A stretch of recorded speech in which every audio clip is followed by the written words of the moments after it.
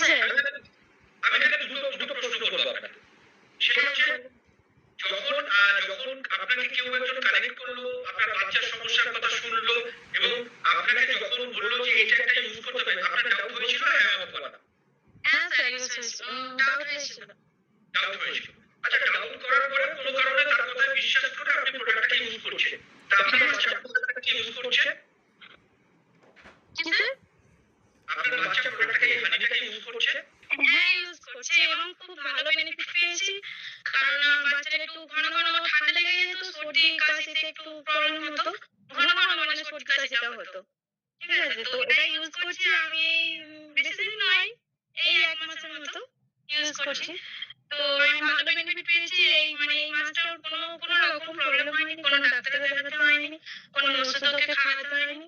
ঠিক আছে? আমি খুব ভালো বেনিফিট পেয়েছি। Thank you, thank you. আচ্ছা আরেকটা জিনিস আমি একটু জেনে নেবো।